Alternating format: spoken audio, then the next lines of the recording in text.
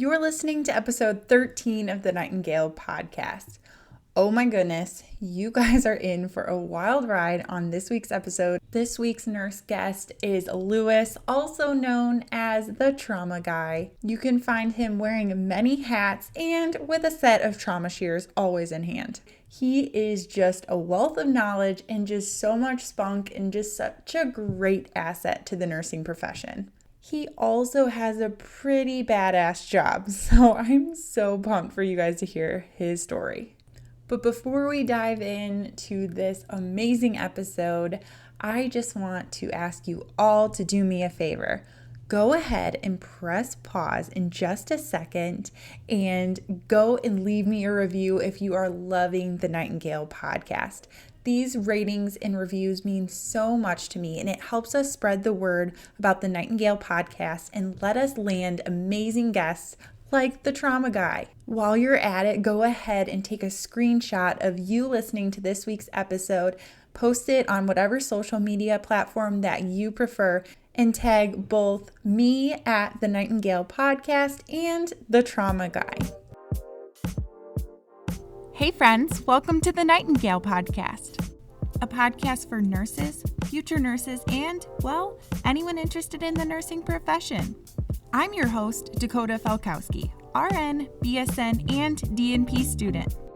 Join us each week as I interview nurses from all areas of the nursing profession to uncover nursing opportunities that you may have not known even existed.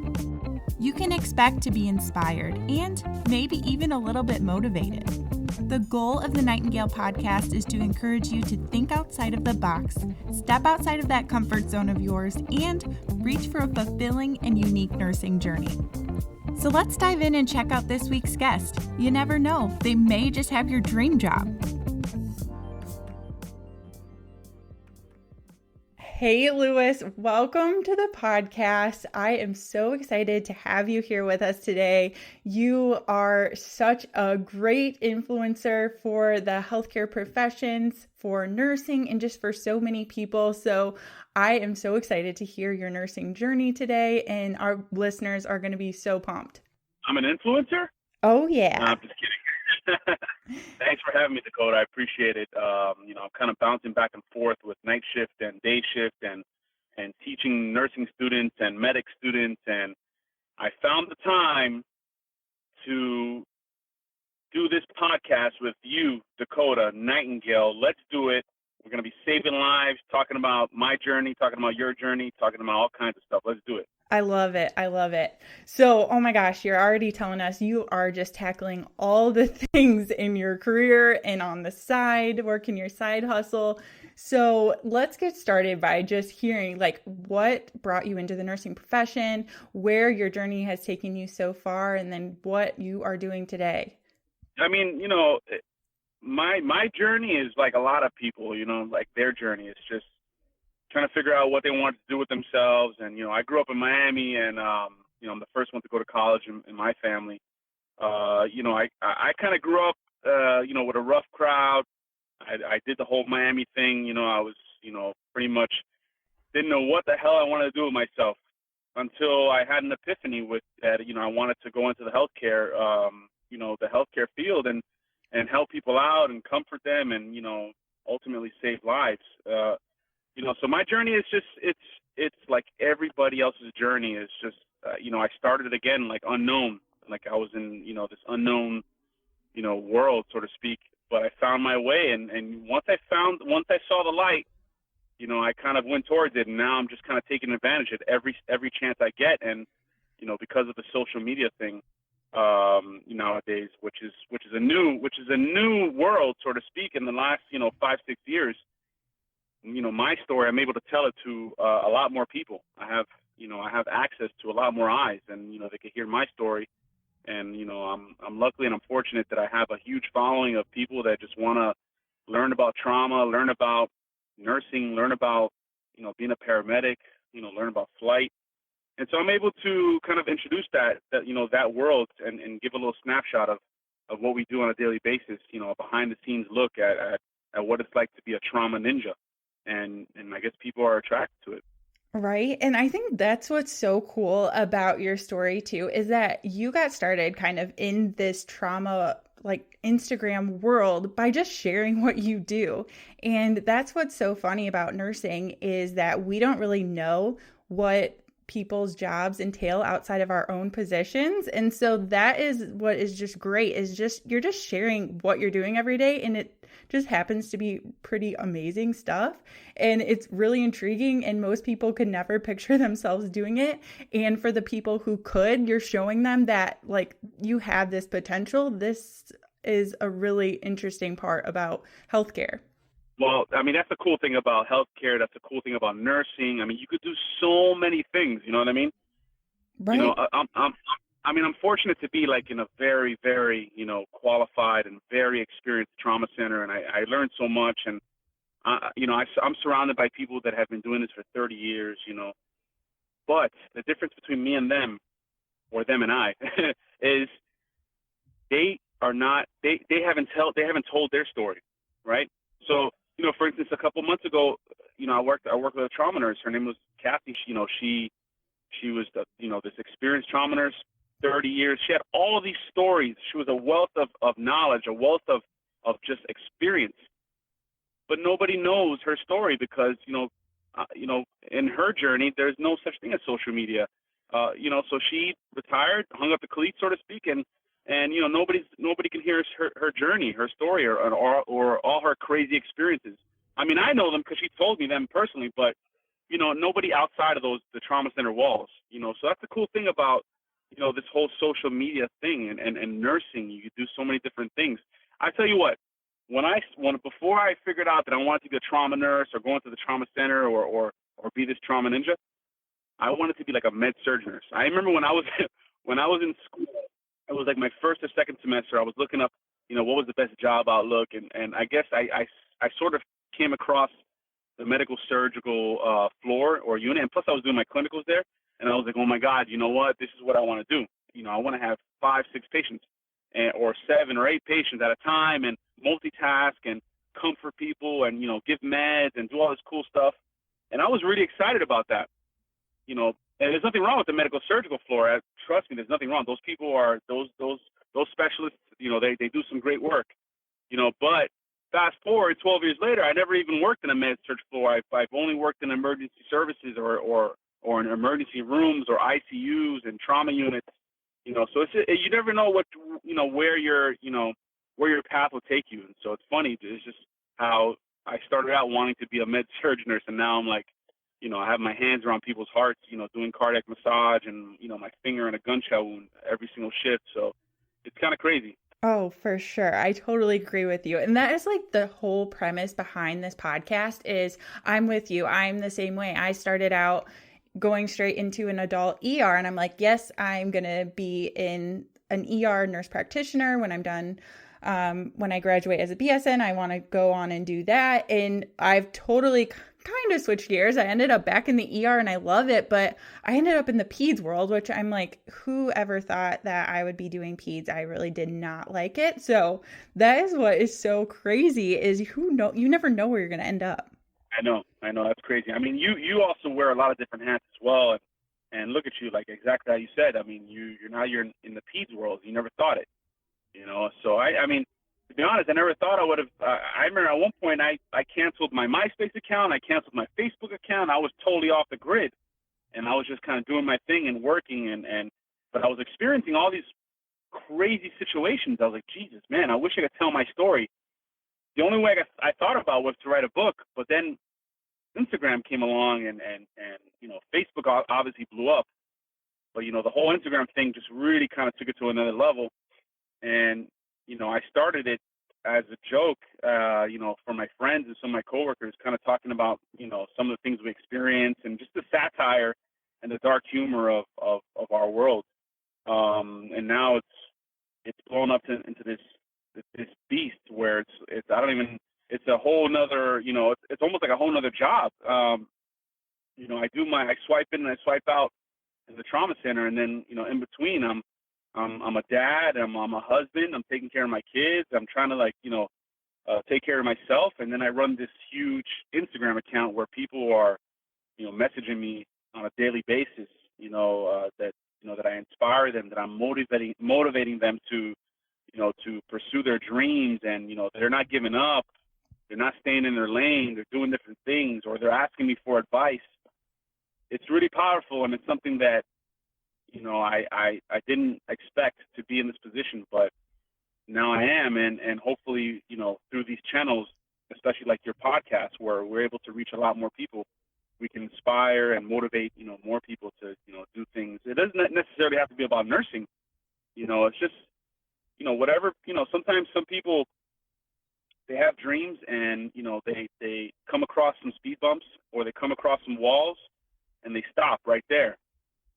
And it's so unfortunate, because you never know your potential, and, at one point in my life, I stopped and I hit a wall, and I didn't know what the hell I wanted to do with myself. I thought I had a learning disability. I thought I wasn't smart enough. And you know what? I dug deep, and I was like, you know what? Screw this. I'm going to keep on going. I'm going to, make something of myself, and prove people wrong. And now I'm like in charge of a trauma center, or I'm in charge of a trauma unit. I'm literally like at the patient's bedside, when they're on the brink of death, and I'm making decisions alongside the trauma surgeons and the trauma team, and making decisions that's on behalf of a patient that's unresponsive, that's relying on us to save their life. And I can't believe sometimes that I'm in this position, and I can't believe how far I've come. But hopefully my story can resonate with somebody out there that's kind of going through the same thing I went through, and can, maybe they can mimic it, or replicate it, and do something even better than me, like become a physician, or become the Surgeon General, or become like, the head of the American Nursing Association, or something like that, something big, and hopefully, hopefully in my life, I hope that I'm able to do like at least one great thing. So far I think I have done one great thing, and I'm very proud of it, and I'll tell you that story later, but I want to do something great for a large amount of people, and who knows where, what it's going to be.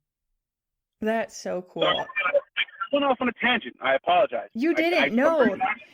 I'm very passionate about this stuff, you know what I mean?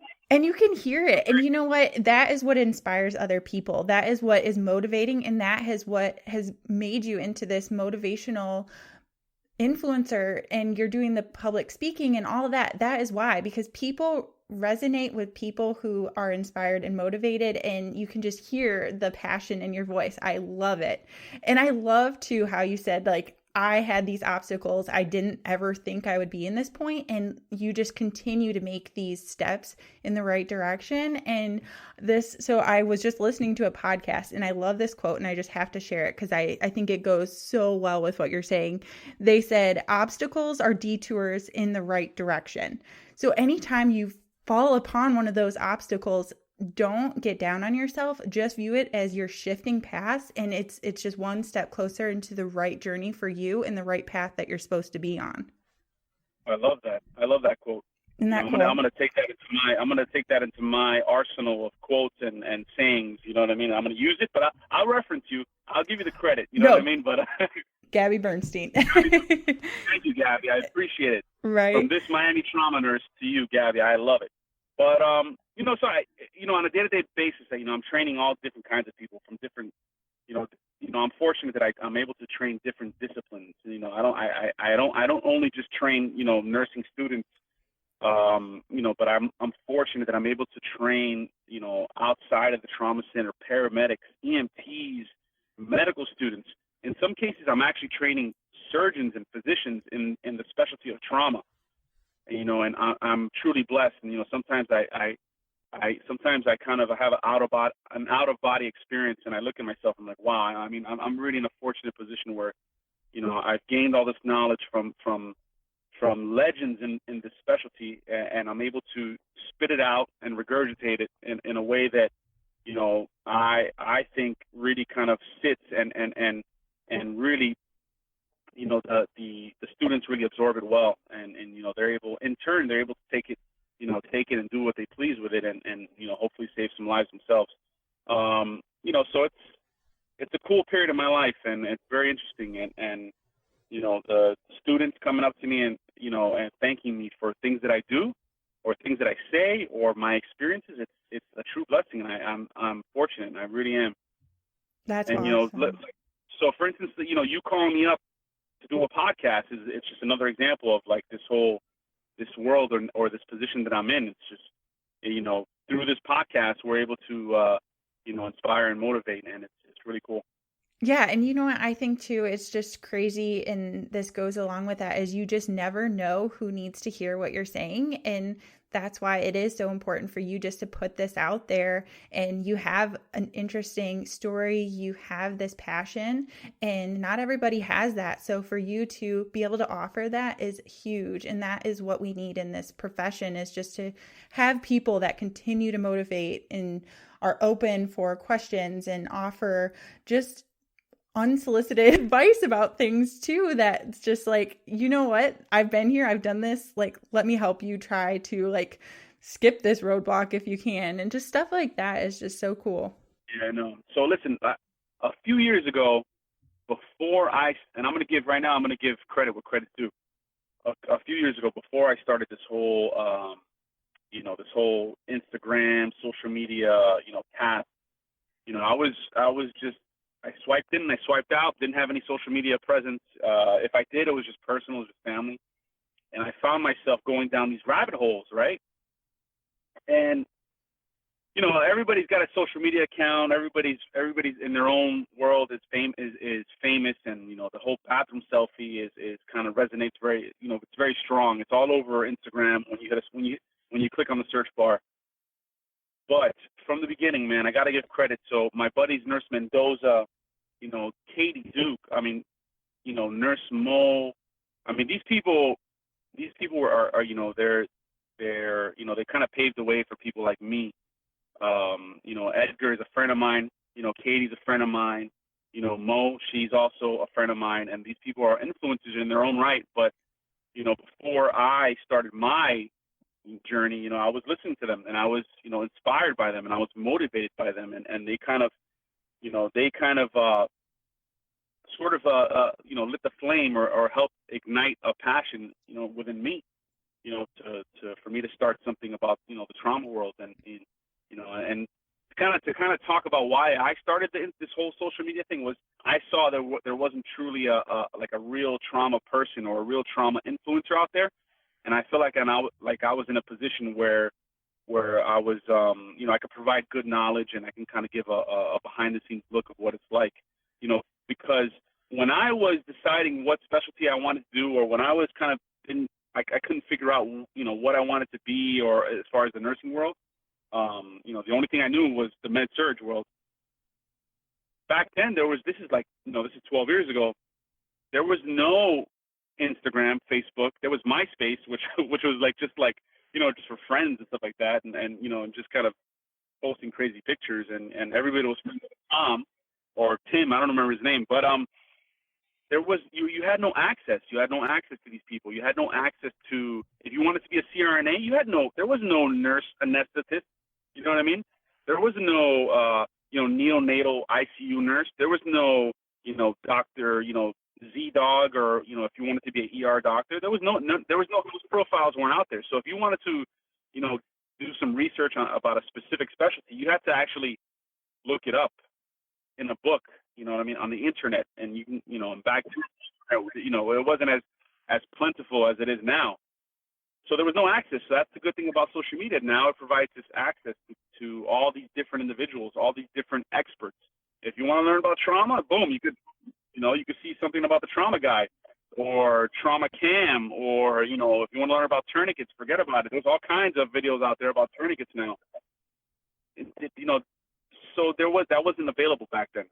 So that's the cool thing about the social media thing, is that it gives you access to experts and professionals. And, if you're that curious, 15 or 16-year-old out there that wants to learn, about what it's like to be a surgeon, boom, you can access all kinds of people out there, all kinds of profiles. So it's an amazing time. Oh my gosh, I so agree with you. I totally agree because I actually wasn't really involved with Instagram until kind of the podcast started, and I have just been so inspired in the last 2 months that I've been doing this, and it's just amazing every single day just seeing a new profile, a new nurse, a new student, a new entrepreneur, like all these different people. And it just is crazy how much it is so motivating. And the thing I love about it is you're not seeing these people on TV. It's so cool to see them in a space that is a social platform. So they just feel so real, and they all are just going at this with open hearts and just are so approachable and friendly and just offering just every piece of them to just give people some inspiration back. So I love it. Yeah. So with that being said, and maybe I'll divert right now, but so with that being said, there's also a level of responsibility. So there was a campaign that went live and spread like a wildfire. It was called #VerifyHealthcare. I'm not sure if you're familiar with it, but it was actually I think he's a GI physician. I think his name is Austin Chang. I'm not sure. I don't remember from the top of my head, but I guess he had the same feelings that a lot of people have, where there's a lot of experts out there, right? Yep. But when you dig deep, are they truly experts, right? Yes. So, am I an expert? I could just be some fake phony janitor or something like that. That's like, twirling his trauma shears and putting on a scrubs and, a scrub cap and some eyeglasses every once in a while. And I could say I'm an expert trauma person and nobody will even know the difference. Mm-hmm. The true people can know when you're truly kind of like, full of it. So it was a good campaign. I ended up posting something on my profile just to kind of offer my education, where my experience, just so people know that whatever information I give, it's some of it's satire and goofy, but it comes from a good place. You know what I mean? So with that being said, people have to know that if they have a big following, if they have 15 and 16-year-olds, or even anybody that's looking up to them as a source of information, they should be providing good information that's up to date, evidence-based practice, and not kind of just fake or providing false information, because people will take whatever you say, whatever you write on your description of a post, they'll take it literal, and they'll do that on their on their floor or on their unit or whatever. So you gotta there's a level of responsibility. Yeah, it's all for fun. Instagram, it's fun, but and social media, it's fun. It's for family. It's kind of for goofing around, but people take it very serious, and it's very powerful. It's so powerful. When I post something, people critique it to the point where it's almost sickening. I have to actually put disclosures. Please don't write don't critique my post. Don't talk about why am I wearing sterile gloves or whatever, or if I broke sterility. It's all this crazy stuff, because they will critique it. Oh, for sure. I just give you so much credit for that, because you have, like, in that role, you are opening yourself up for all the nastiness that we can sometimes see on someone who's on the other side of a computer or the other side of a phone who isn't saying it to you in person. So I give you a lot of credit for that, because that is really challenging, and it's a part that people, like you said, don't realize about it. Oh yeah. Yeah. Listen, I see it now. I feel it now. When I feel it even in my own hospital. Some people, who is this guy? Who does he think he is? It's normal. It's normal human behavior. And then especially on in the virtual world, people, there's a level of jealousy. There's a level of oh, he doesn't know what he's talking about. I know more than him. So you open yourself up to those kind of that kind of persecution. I've seen it, where, some people say, hey, you're a nurse, why are you talking about tourniquets, or, what do you know about it? Well, I'll tell you, what I mean? I put them on a daily basis. I probably put those things on more than, more than half the people that are teaching it. So, it's just one of those things where you open yourself up. It's, you know, you expose yourself, you know, and then there's no way to protect yourself. There's no defense mechanism. So, but it's okay as long as your goal. My goal is that, again, to motivate, you know, give some level of education to either a future trauma ninja or somebody that wants to go in this world, or somebody that you know, just wants to, you know, do a little research for themselves, or, you know, wants to feel a little inspired, or maybe even down on themselves, because, you know, I've gotten messages where, you know, people have just been down and out, you know, not, you know, given up, and, you know, they saw one of my posts, or maybe I posted something where I'm like approaching the helicopter, and I'm like, you know what, damn, dude, this is awesome. Look at this career I'm in. I started from the bottom, now I'm here. And, you know, and that resonates, and, you know, they really see, they kind of like, they feel it, and they understand. Maybe they're in that same position where they're in the bottom of their lives right now, but, you know, moving forward, maybe if they see the light, they'll go towards it and not give up on their dreams. Because if you give up, you gave up. That's it. Right. You know, that's the biggest challenge right there. Is actually you're your biggest challenge. Oh, I love that. That's so true. Friends, starting a new position is scary. It's frightening, it's overwhelming, it's exciting, it's all of the things. I know, I've started many new positions in my time as an RN. But really, it doesn't have to be as difficult as we try to make it. Through these experiences, I have gathered 5 tips to starting a new position and making that transition as smooth as possible. I have created a free guide for you as my listeners to make this transition as seamless as possible and allow you to really excel in your new position. So if you recently started a new position, you are going to start a new job, or you know someone who's going to start a new position. I mean, come on, you have to fall into one of those 3 categories.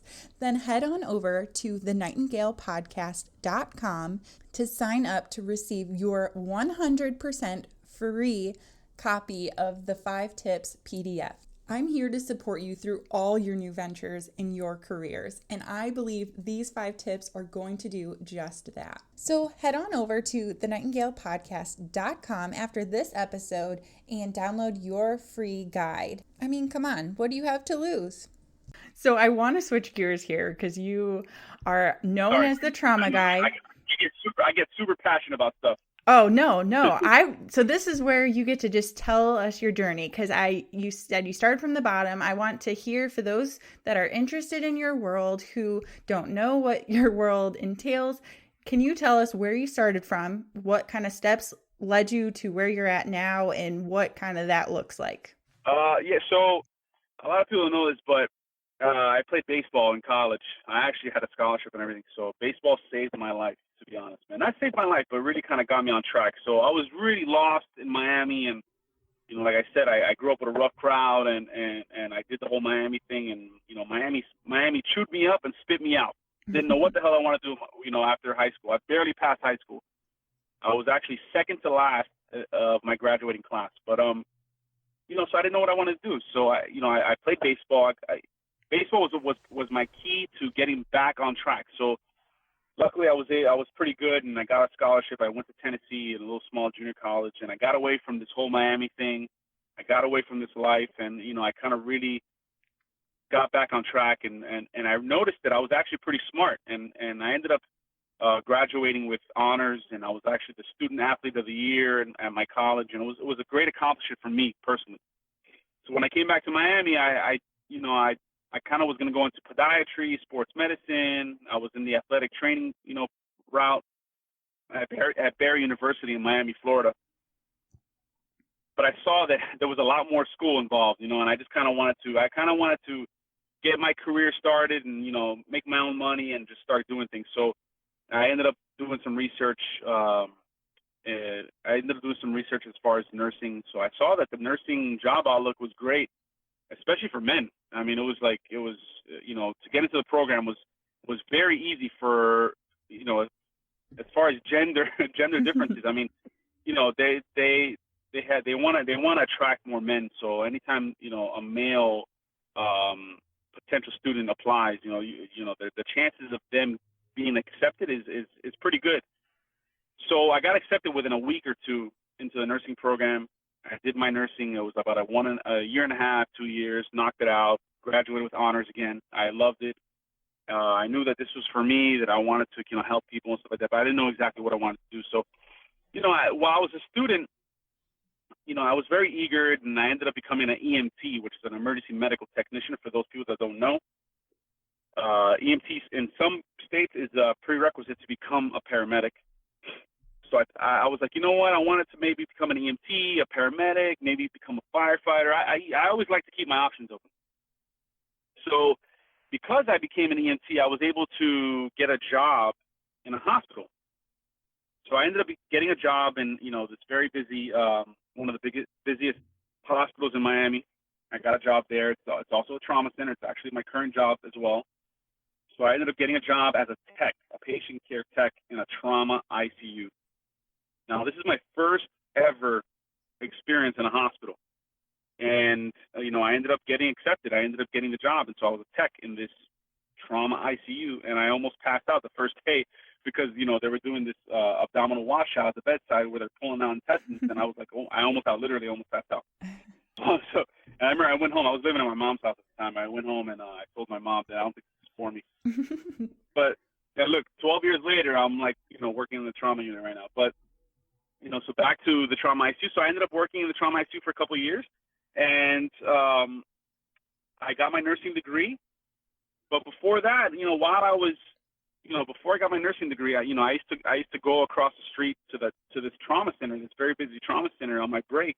And I used to go up to the 6th floor of the parking garage, and I used to sit there and study and, just kind of like eat my lunch or whatever. And I used to just kind of, where I was positioned, like I had a direct view of the helipad of the trauma center. So I used to actually witness the helicopter landing, dropping off a trauma patient. And that, I think, is where I fell in love and romanticized with my specialty, with the trauma specialty.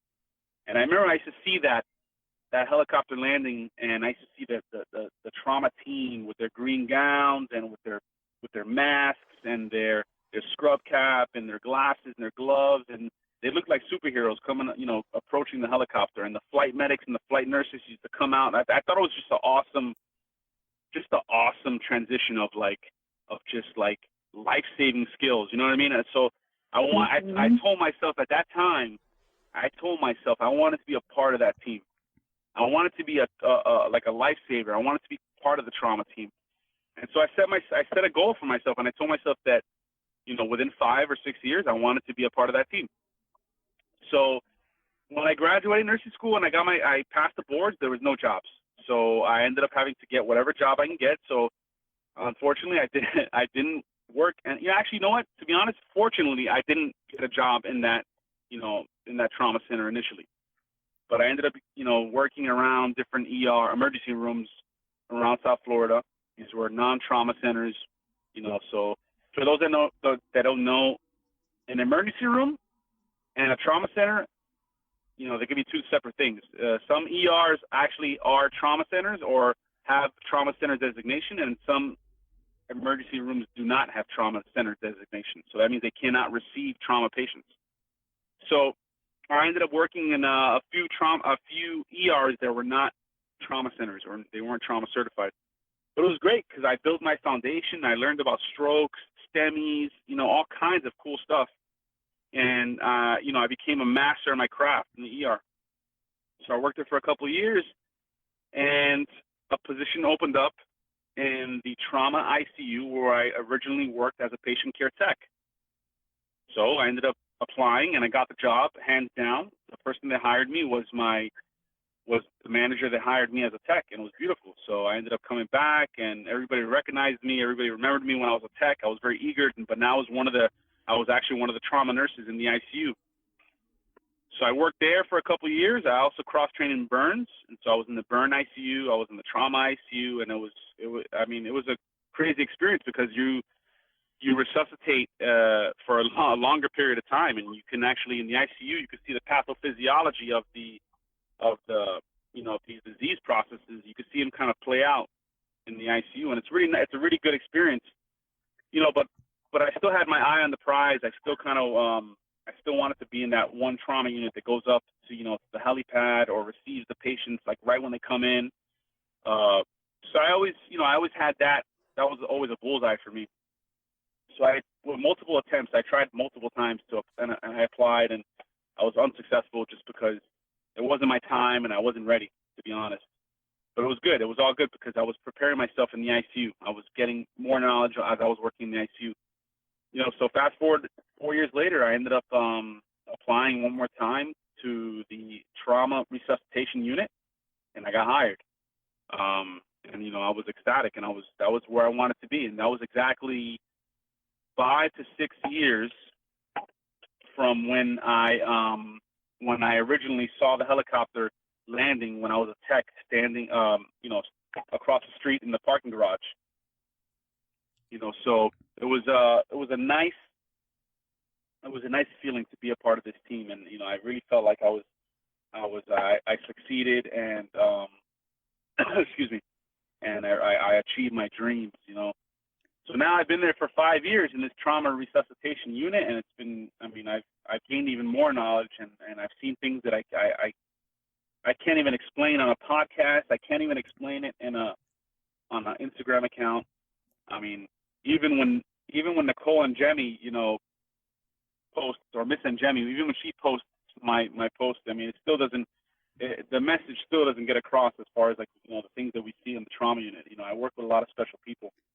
So what my job entails now. Hopefully, I kind of explained my journey in depth. But kind of what my job entails now is I'm in the front line of like a trauma resuscitation unit. And I happen to work in actually one of the busiest trauma centers in the country. It's actually designated as an official Army trauma training program department. It's the center where the U.S. Army sends their medical teams to train before deploying overseas. It's a standalone trauma center, which a lot of people don't know this, but in this country, 99% of the trauma centers are hybrid. So it's a trauma center and an ER, right? Yeah. Basically, it's an emergency room with trauma bays, right? So they receive heart attack patients, stroke patients, finger lacerations, and then they'll receive a patient shot in the chest or MVC rollover. MVC stands for motor vehicle crash. But the place where I work and kind of my stomping grounds is it's standalone. So what that means is the building is entirely designated for trauma patients. So from the scene of an accident, or from EMS, everything gets the only thing that gets filtered into my center is just trauma victims. And that's just due to the volume in Miami, because Miami is a very busy, as far as the trauma specialty. Miami is like one of the busiest, trauma, trauma. I'm trying to find the right words here. I've kind of been rambling on, but it's a very busy city basically, and it provides a lot of trauma. It provides a wealth of trauma, and I think that's due to Miami. It's Miami. You know what I mean? There's South Beach. There's people hanging out. This is a melting pot of different cultures, and people are coming from different, all over the world. They don't understand the rules of driving, so we have a lot of accidents. And unfortunately, we have a lot of penetrating injury. So penetrating injury means gunshot wounds, stab wounds. So I'm very familiar with the traumatic victim from a gunshot wound or from ballistics or stab wounds. So I don't know if that's a good thing or a bad thing, but consider it a good thing. So that's the reason why I think I'm very passionate about what I do, and I'm very passionate about when I teach others, this specialty. That's crazy. No, that's so cool, because I think it's so true, like you said, that people don't realize. I'm even working in the ER world, and I've done a little bit of different things at other hospitals, and I didn't know any of that. So it's cool to hear that you have that trauma, because even all of our hospitals around here, and I'm in Illinois, a lot of them are just ERs with trauma bays that we have just one big team. So it's not a separate trauma team. So that sounds amazing. It's a cool thing. Yeah. It's a cool thing. It's a crazy world, man. I tell you what, we experienced some funny things, and one of the main things I like to talk about is kind of the how do we cope with this stuff, right? How do the people in the front line, how do they disconnect? How do they how do they joke around, or how do they go home to their families after dealing with the things we see, right? Like in the ER, like how do you, when you go home, you're like, it's like surreal. You're like in another world. You can't believe the things you just witnessed, but it's reality. And this is what this is what nurses are going through. This is what ER doctors and paramedics are going through on a daily basis, all over the country, all over the world. And again, they don't teach you in nursing school, or they don't teach you in medical school. Like, how do you cope with these things that we experience? As far as the life and death factor, or what happens when you connect with the patient very, very strongly, and then they expire on you. Like it's an amazing. It's an amazing. I don't mean anything. I don't mean no offense by that word amazing, but it's an amazing experience. It's just like, as far as the human journey of and life and death, and because I witnessed it.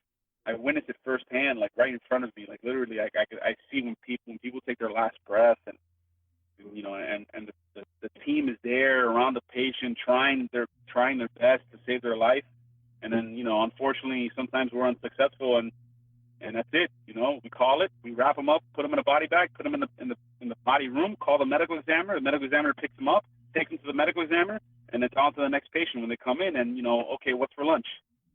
Mm-hmm. That's so true. It's almost like demented in a way. Like, I almost feel sometimes like I'm so numb, like my feelings and my emotions. And again, I think that's what I try to highlight, and try to give to my audience, I guess, so to speak, or my followers, through my various platforms, or whenever I talk publicly. I like to keep it real. I love it. It's so true too, because I'm the same way. Sometimes I see things, or something bad or big trauma comes into our ER, and it's not a good outcome. And we all, like you said, you just have to move on. And sometimes I feel like we're zombies in that way, that we just can continue to go on. And like you said, laugh or discuss something else, but like, it's our protective mechanism. Like, we couldn't come back and do it tomorrow if we sat and dwelled on it, or just continued to just think about it. And I think that is what makes the trauma world, the ER, that environment so special, is that not everyone can handle that. Like, obviously you're having death and things on the floors, but not usually in that capacity. So I think it does make it's a special person to do that. Through all that darkness, you know what I mean, through all that drama and all that all the crazy things we go through. I mean, I'm fortunate. I experienced so many cool things. It's great, man, because we are successful. A large part of the time. Actually, our success rate is one of the highest in the country as far as like mortality. Like, when you come in through our doors, your chances of surviving is higher than some other trauma centers locally, but and actually in the nation. So that's cool. So when you experience these saves, oh man, that's the fruit of our labor right there. When a patient comes in through those double doors, and they're wearing plain clothes, and they're walking and not on a stretcher, that is an awesome. And they give you a hug. Oh, forget about it. That's like one of the coolest feelings in the world. And I've been fortunate where we've collaborated with like through my facility, we've connected the trauma nurses and the trauma team with like survivors, and we've gone out to dinner with them, and they're telling us all these amazing things they've done after their experience, their trauma experience, and after they survived, and they've gone on to do all these cool things. And it's like, wow, man, my IV, my little 18 gauge or 16 gauge IV that I put in to give blood, because this person bled out before they got to the trauma center, really did something. Or maybe the meds that we gave, or the decisions we made, at that time when they came in, really made a difference. And it's very powerful. The things we do in this specialty, man, nurses are on the front lines in all aspects of healthcare. Not the medical surgical, oncology. The physicians God bless them. They make very tough decisions, and they ultimately they run the show. But the nurses are, they make a decision, they leave, they go on to the next patient, or they go to their office or whatever. But the nurses are there, with them, holding their hand and comforting them and answering their questions. Sometimes the physician will come in and give them the diagnosis or tell them the plan, but they don't speak in their terms, or they don't speak in their language, and they walk out, and the patient has no idea what the hell the doctor just said or this provider just said, and the nurses are there to kind of explain it. Hey, listen, this is what's going on. You have this abscess or whatever. We have to scan you, or we have to take you to surgery, or these are your, this is going to be, these are some of your choices. And nurses, they're very special people, and we're in the middle of providers, physicians, and we're in the middle of physicians and patients, and we're caught up in the middle. Mm-hmm. And we're right there. We do all the dirty work, and and that's why a lot of nurses in this country, man, you'll find them saying that they don't get paid enough, right? Yeah. We're paid pretty well, but sometimes according to when you think about the work to pay ratio, sometimes you're put in some real tough positions where you're just like, wow, I really do not get paid enough, and it's the things we do, and kind of like the work matrix or the labor matrix, like our day-to-day duties or operation. It's really intense. It's not like an electrician or a plumber that goes and changes a pipe or changes an outlet and goes home. Like we're dealing with a 2-year-old that got hit by a car and now has a traumatic brain injury, and now we got to take him to CAT scan, and we got to tell the parents that, hey, listen, this kid's brain dead. And it's all over the country. It's not just me. That's all over the country. Right. Oh my gosh. Yeah, I think that's such a good point too, that we as nurses, something drew us into the nursing profession. Like, we could have chose a million other healthcare degrees. There's so many different things out there, but nursing is so unique in that we really are on all sides and all aspects of that patient's care, and we chose it for a reason. And we all put up with, if we even think we're working too hard, we would do it over and over again because we love it. Yeah. But again, I keep on referring to like this time in my life. It's really cool. I've nursing and social media and telling people stories. Everybody has a story to tell, and now you have an outlet to say it, right? Now you have the Twitter and Facebook and all that stuff, and I'm a perfect example of that. People recognize me when I go out to the mall sometimes because they follow me on Instagram. It's like, what? Years ago I was just, nobody knew who the hell I was, but it really isn't about that though. I can care less about being recognized. The most important thing to me is that that I could change somebody's life, or maybe provide some education that that person can use to save somebody else's life. But again, I keep on harping on this cool and really amazing time in my life. I mean, I am collaborating with Leatherman Tools, a major company. I'm a nurse. I swipe in, I swipe out. I put in IVs and give blood, and I do cardiac massage and CPR. And I collaborated with a huge company, Leatherman, that makes these awesome trauma shears, and I wouldn't have had that opportunity without these different outlets out there on social media. I'm collaborating with Dickie's Medical Scrubs. I'm speaking all over the country. I have these awesome opportunities out there, and it's really cool. And I'm on a podcast with the Nightingale. I mean, come on now. Right? I think that's so cool too. Great example, just to keep your opportunities open, just be willing and just open-hearted to take on anything that this journey leads you, because you have no idea where you could end up. Listen, I have a new mantra. My new mantra now, or my new saying, is don't stay in your lane. Do not stay in your lane, so I like to keep my options open. I've always been like that. I have an entrepreneur spirit also, so that kind of helps me. And I'm not afraid to talk to people. I'm not afraid to talk in front of people. if I don't know it, I'm not gonna blow smoke up your ass, and I'm gonna tell you I don't know it. And that's also a key point for people now. That's a key. That's a good thing to follow. If you don't know the info, don't fake it. Yep. I'm stealing that now. I love it though. It's so true. So can you tell everybody how they can connect with you, what you have coming up, where they can get involved with your story and what you're doing? Yeah, so they could follow me. Obviously, I have my Instagram outlets. I'm on Twitter, not as much as Instagram. I have a Facebook account as well, thetraumaguy.com, The Trauma Guy. On Instagram, I'm the Trauma Guy as well. So as far as upcoming things, I'm always being offered different opportunities to speak for nursing schools, for different organizations. I take them with a grain of salt. Yeah, obviously, I have a full-time job, so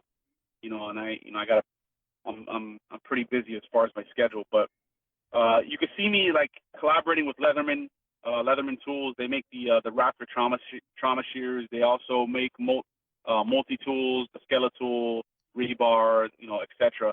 You'll probably be seeing me a lot more rocking the Dickies uniforms or Dickies scrubs, because I collaborated with Dickies as well. So you'll see me in those outlets or those platforms as well. So, and then again, you're gonna see me on Instagram. Maybe doing a random tactical trauma course on a Tuesday, just because I don't like to stay in my lane, and I like to learn different things.